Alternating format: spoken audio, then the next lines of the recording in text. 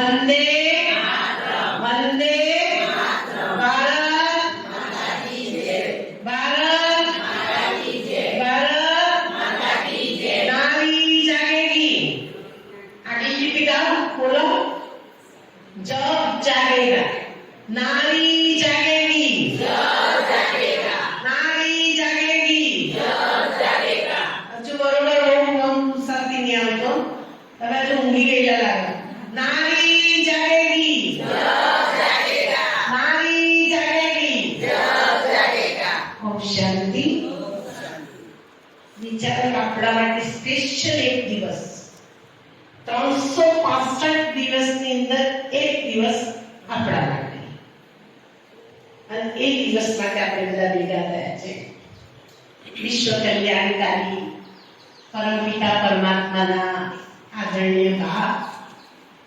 Stage ઉપર બેઠેલી મારી વાલી બહેનો સભામાં ઉપસ્થિત ભારતના ભાવિ કર્ણધારોને भारत की भावी पेढ़ी ने तैयार करना शिव शक्ति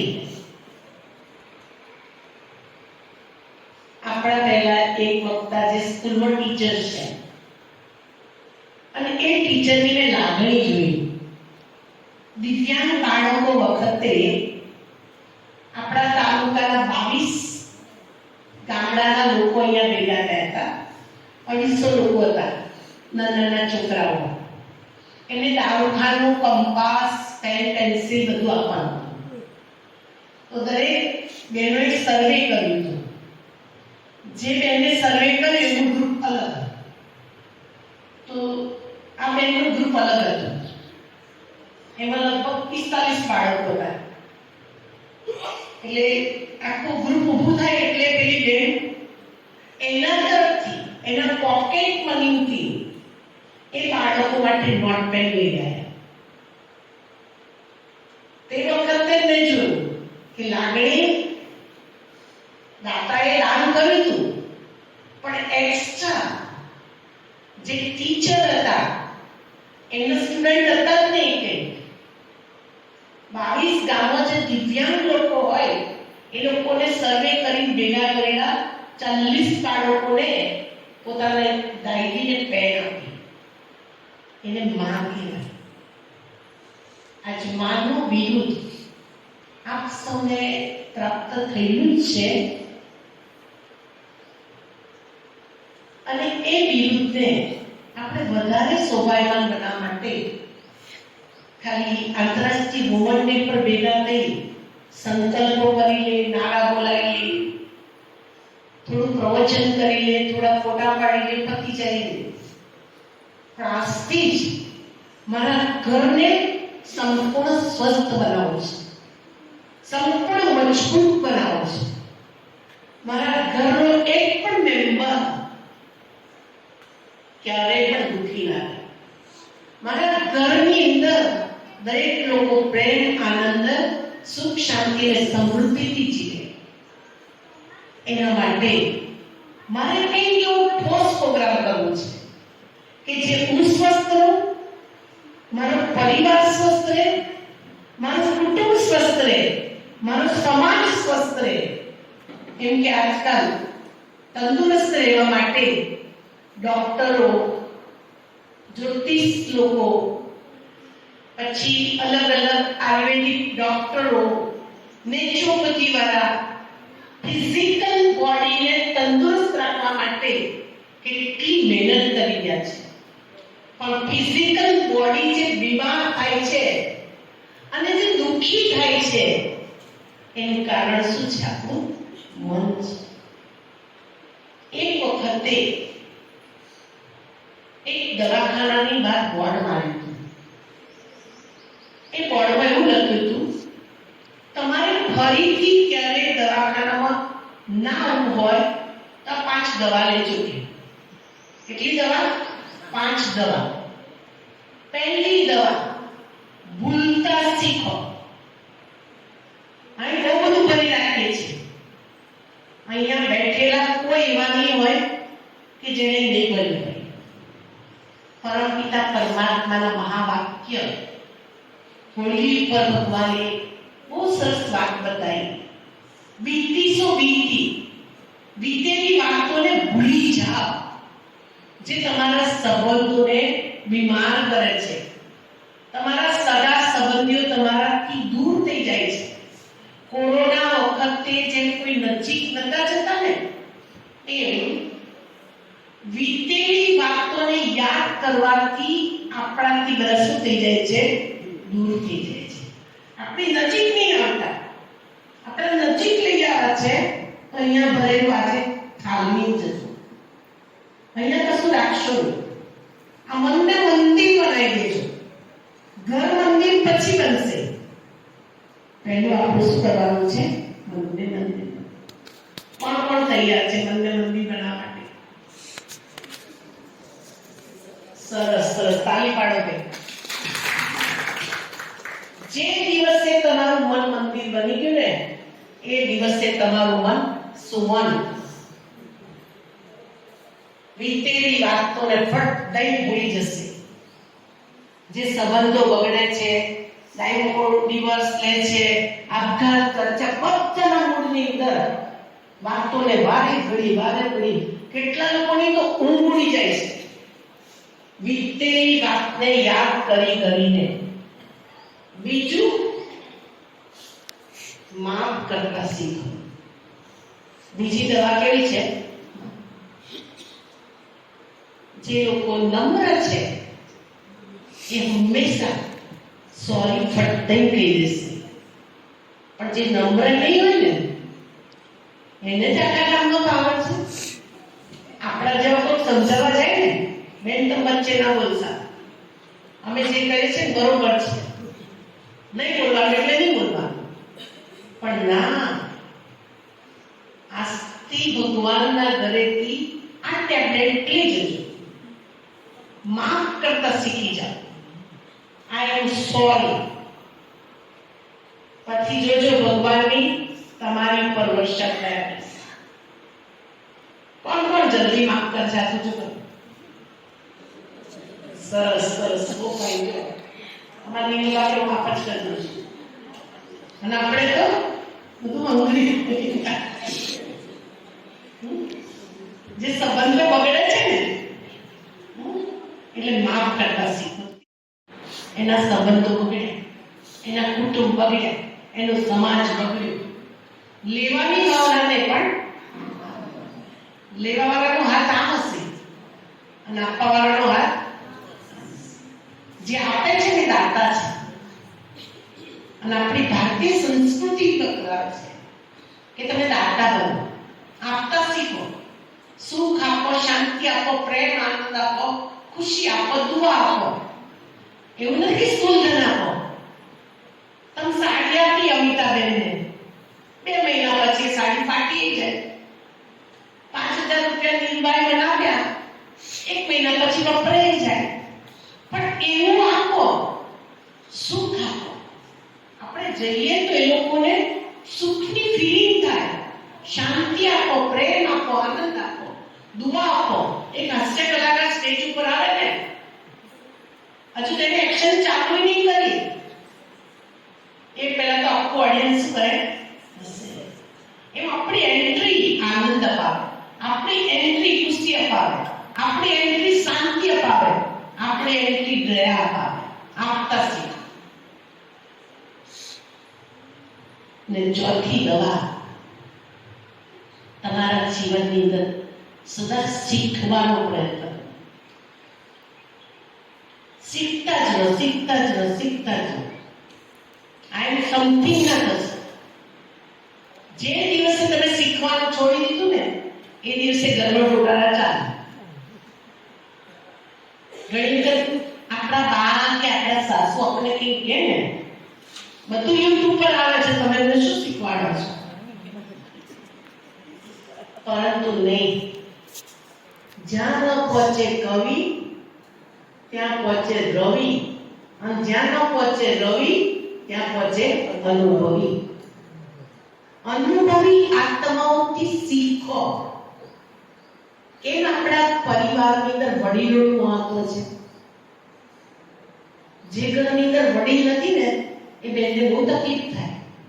કઈ પણ પ્રસંગ આવે ને તો શોધે કે કોને પૂછવું કે આ પ્રસંગની અંદર મારે શું કરવાનું છે. પૂછે છે નહીં પૂછતા?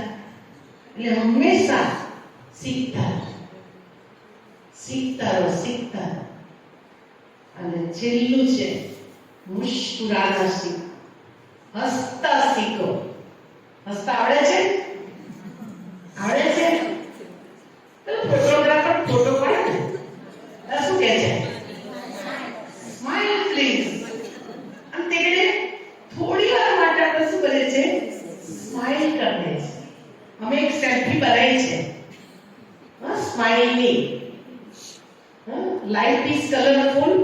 એમાં તમારે ડોકું કાઢવાનું, તમારો ફોટો તમારા પાસે મોબાઈલ હોય તો પાડી લેજો. ઘરે બાળકોને બતાવો, પણ ચહેરો કેવો રાખવાનો?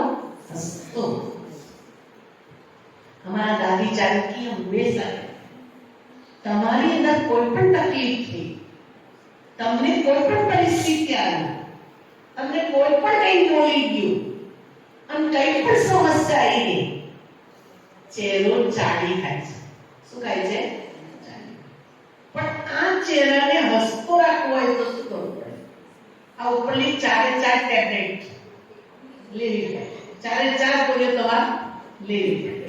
આ 4 ગોળીઓ ને તો 5મી ગોળી તો સર છે જે હસતા રહેવાનું છે. હસે એનું હંમેશા મુસ્કુરાટ. અને મુસ્કુરાથી કેટલી બીમારી. કાલે કેટલા બધા હસતા હતા, લાલ લીલા કાળા પીળા. કેટલી ખુશી, કેટલો આનંદ, કેટલો એન્જોય. એક દિવસ માટે કલરફુલ લાઈફ થઈ ગઈ હતી, ફક્ત એક દિવસ માટે. અને બીજે દિવસે મોડું થઈને સવારમાં ઉઠાતું નહીં, શરીર દુખે છે.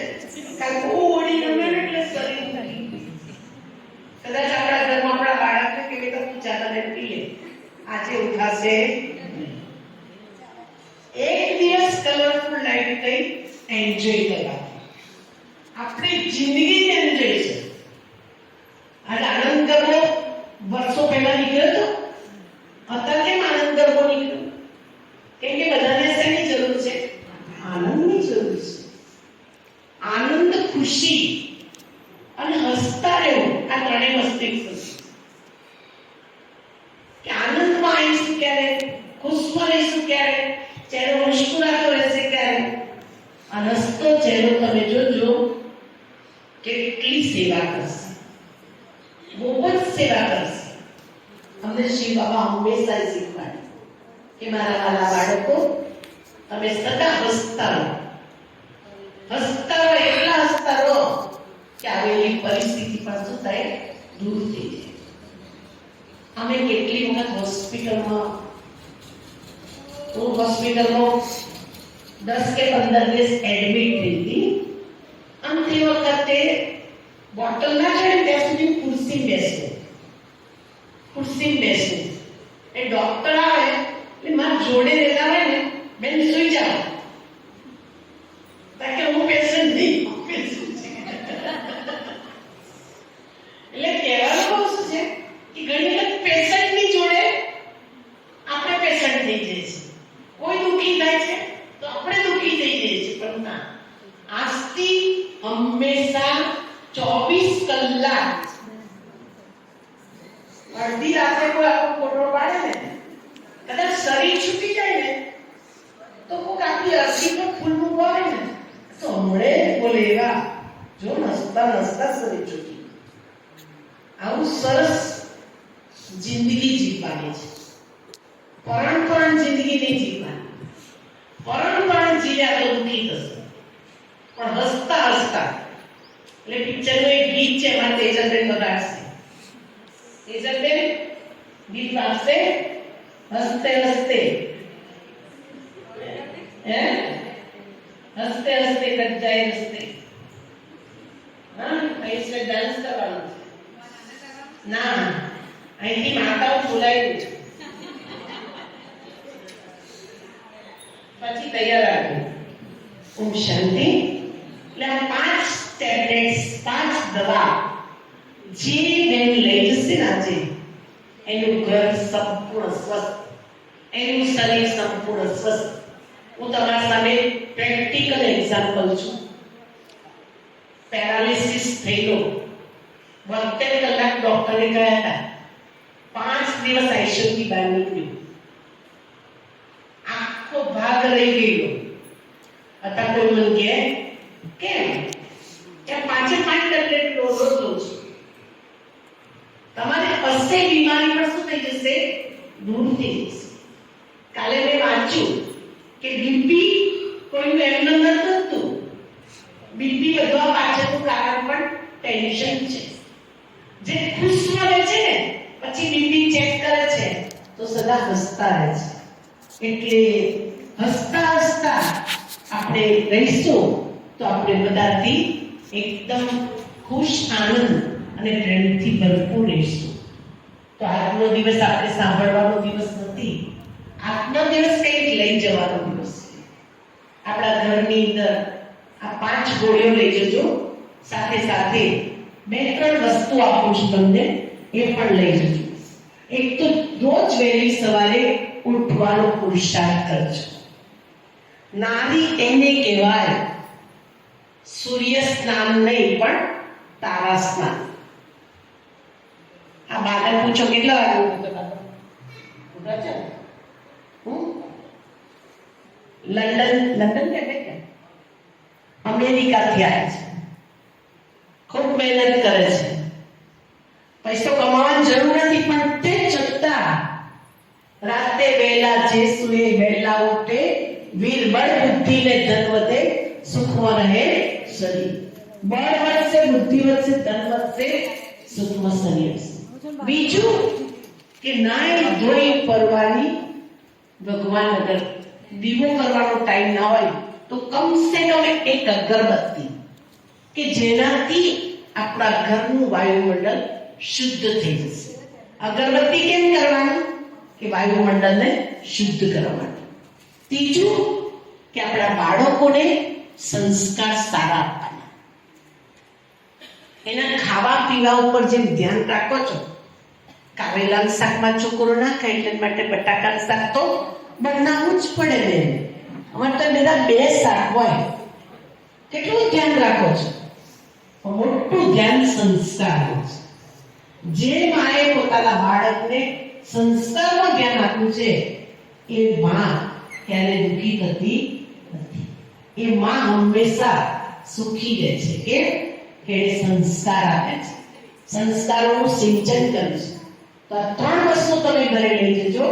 પહેલી વસ્તુ વહેલા ઉઠવાની, બીજી વસ્તુ નાઈ ધોઈ પરવાની, અગરબત્તી કરવાની, અને ત્રીજી વસ્તુ તમારા બાળકો સાથે ટાઈમ કાઢીને સંસ્કારોનું શું કરજો? સિંચન કરજો. એ સંસ્કાર તમને કામમાં આવશે. અને મેં તો જોયું છે કે જે સંસ્કારી પરિવાર છે એના બાળકો પણ કેવા હોય છે? સંસ્કારી હોય છે. માટે આપણું મોટું પ્રોપર્ટી, મોટું રતન હોય તો આપણા બાળકો છે. અને એ બાળકોને એટલા સરસ સાચવો. વિશ્વની માં બનતા બનશો, પણ જેવી માં અત્યારે બન્યા છો એની સાચી જગદંબા બની અને પાલના કરો. માં સંતોષી બની સંતોષ રાખો. અન્નપૂર્ણા બની બધાને તૃપ્ત કરો. ઉમિયા બની અને બધાના જીવનની અંદર ઉમંગ સાથે ખુશી કરો. અને મા લક્ષ્મી બની સ્થૂળ ધન અને સૂક્ષ્મ ધનથી પરિવારને ભરપૂર કરો. જે લક્ષ્મી બની અને પરિવારને ભરપૂર કરે છે એ જ ખરેખર લક્ષ્મી છે, વૈભવ લક્ષ્મી છે, એ સાચી લક્ષ્મી છે. અને એ લક્ષ્મી બનો એવી મારી શુભભાવના અને શુભકામના છે. જે દિવસે પતિ કે બાળક કંઈ પણ વ્યસન કરે કે કંઈ પણ નકામે રસ્તે જાય તે ઘડી દુર્ગા બનજો, મા કાલી બનજો. કેમ કે તમારો પાવર્સ છે, તમારી ઓથોરિટી છે તમારા બાળક ઉપર દુર્ગા બનવા માટે અને મા કાલી બનવા માટે. તો આજના આ શુભ પ્રસંગ આંતરરાષ્ટ્રીય મહિલા દિવસ પર આ પ્રસંગને પ્રમાણે આપણા ઘરની અંદર આટલી વસ્તુ લઈને જઈએ કે જેથી આપણો પરિવાર સુખી સમૃદ્ધ બને. જવાન બહેનો જે ડ્રેસ પહેરે છે બધી બહેનો ઉપર